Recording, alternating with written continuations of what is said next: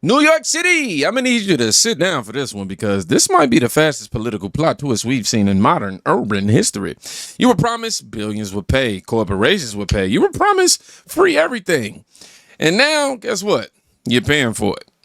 You can't make this shit up with Mamdani, bro. He just said that if he cannot raise the taxes on the rich in New York City, that he will take away their business. Now, I don't know if he can actually do that, but he's giving them an option. Either you leave, I'll take away your business, you stay, and I'm going to raise your taxes. Like, what the fuck? And then the crazy thing is that I just heard today that he did a closed-in meeting, a meeting with Muslims, where he's going to fund them, our taxpayer hard-working money. He's going to fund them for their stores and whatever else they need. This is out of hand. Now, again, I don't know if he's able to do that without letting the governor know about funding the Muslims. I don't know. But this is the story that's going around right now. This is going to get bad. New York is going to get bad. We're going to be fucked. It's bad enough. He said we are in debt for $12 billion, but want to go ahead and take our tax money to fund Muslims. Yo, this is going to be sick. Well, you heard it here first. Share this, repost. Don't forget to follow and comment below what you think about that. Have you guys noticed the pattern yet? Free buses, free childcare, free this, free that. But nobody ever asked the adult question. Free, but funded by who? By who? Seriously. Because government doesn't generate money, it redistributes it. And when Albany said no to the wealth tax, suddenly the conversation changed.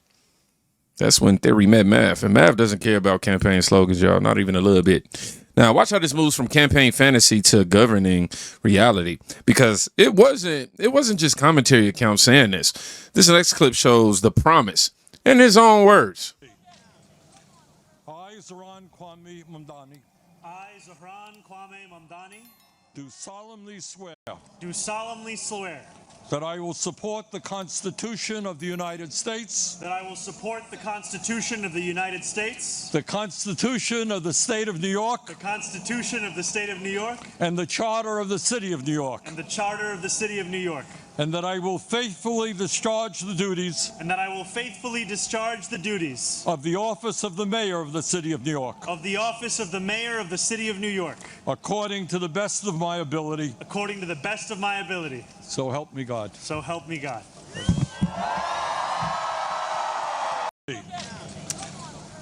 Whoa.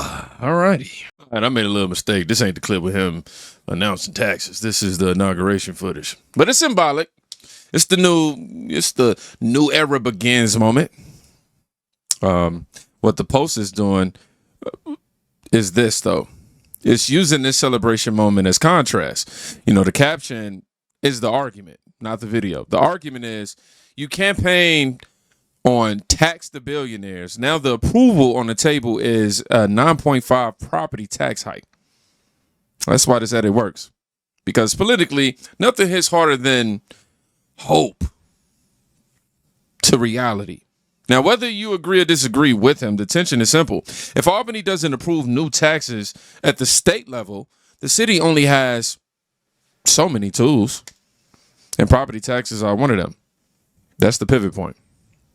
Now, let's go to the actual budget clip where the 9.5% number is, discussed directly.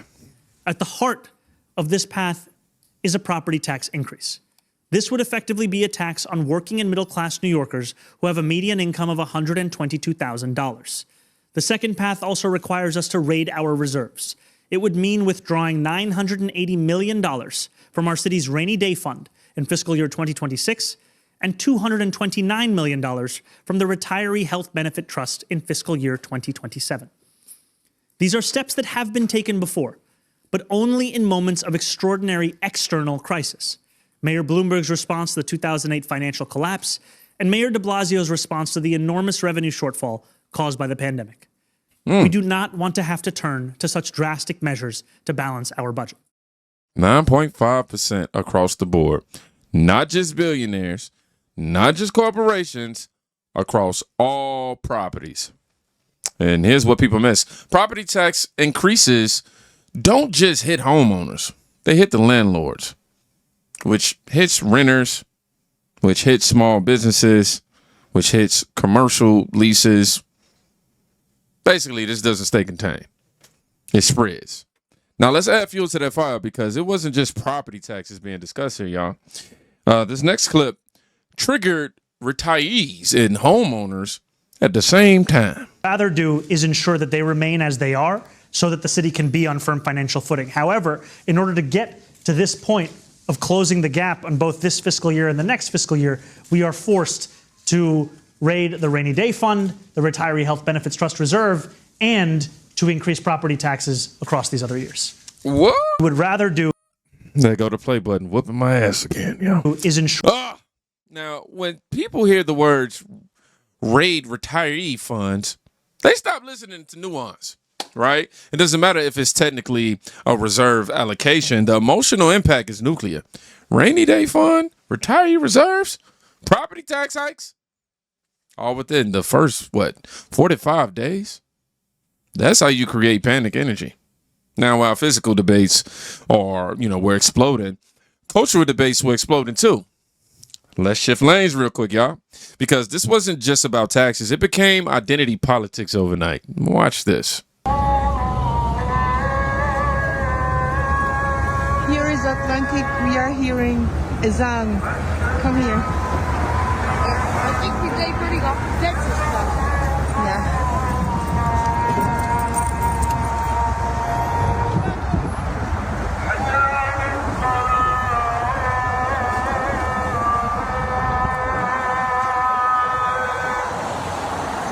I never thought in my life he's gonna be here hearing this in the middle of New York.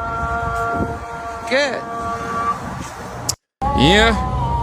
Now let's slow down here. I believe it's the Adhan. Adhan is the Islamic call to prayer.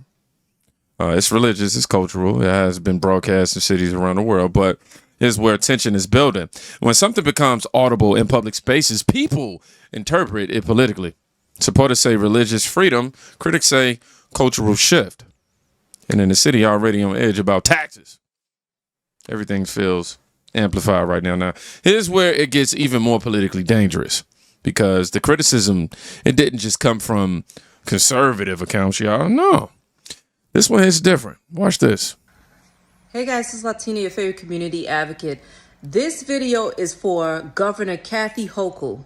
I am calling on you and your administration to strip financial power away from Zohran Mamdani because he is clearly unfit to lead the city as a leader. And on top of that, this budget that he put together, he is merely focused on illegals. He is not focused on the American people. He is not focused on the taxpayers. If he accomplishes raising the New York City property tax, it is going to be a domino effect and the black community will feel it first. It's going to start from condos to co-ops to buildings that black homeowners own. You're going to push out your voting bloc. You're going to push out the people who have been carrying the burden of the Democratic Party for decades.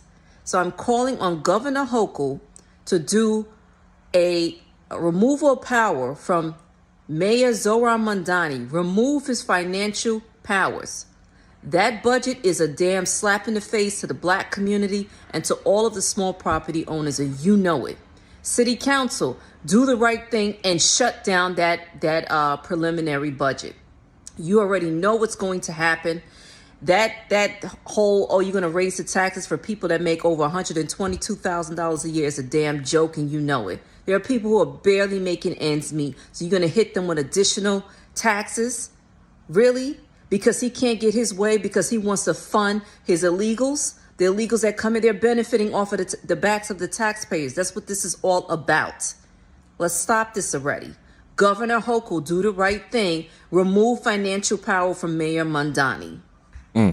When members of your own voter coalition start saying, remove his financial powers, that's not right-wing backlash. That's internal fracture. And internal fracture is what ends political careers.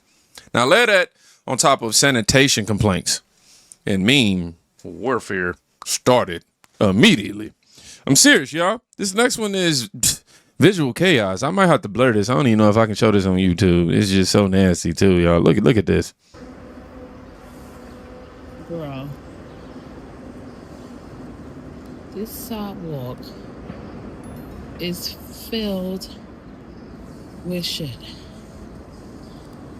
Like, this is ridiculous. I'm scared I'm gonna step in it. But yo,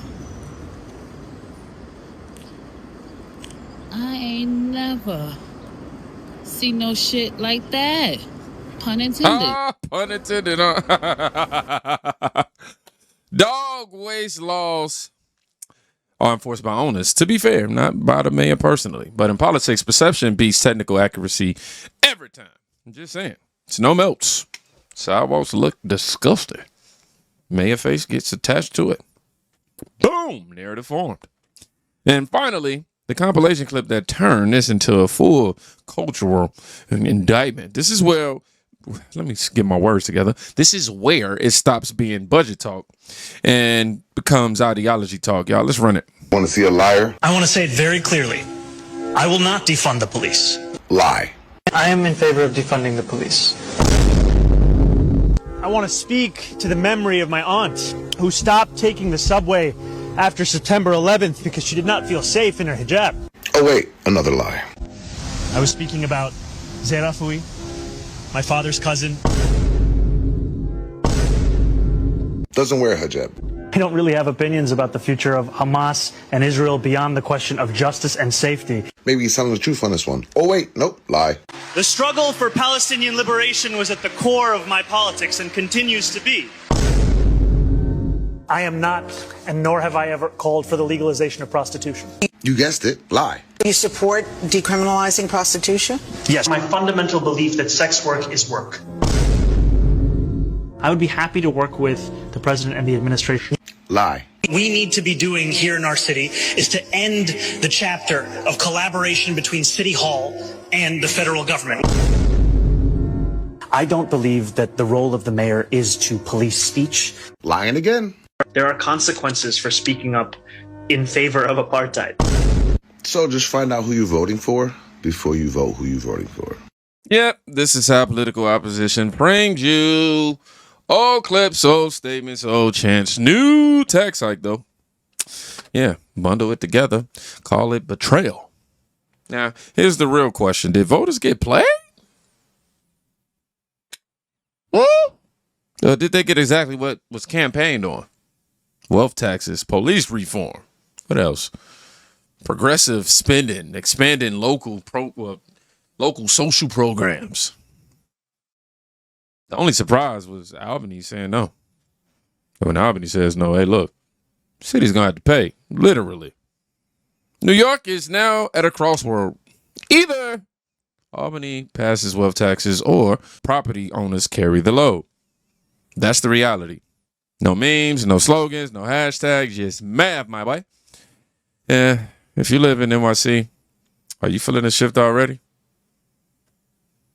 Comment reality check in the comment section if you made it to the end of this video. I don't know what is going on. Y'all know. Why does this happen to me? Some videos I'm just fluid. And other videos I'm over here fighting myself. Like I'm battling my tongue and thoughts. It'd be rushing. But yeah, not even for the algorithm, y'all comment a reality check is for your boy. Y'all be safe. Go check out somebody today. You can quite literally be saving their life. Deuces.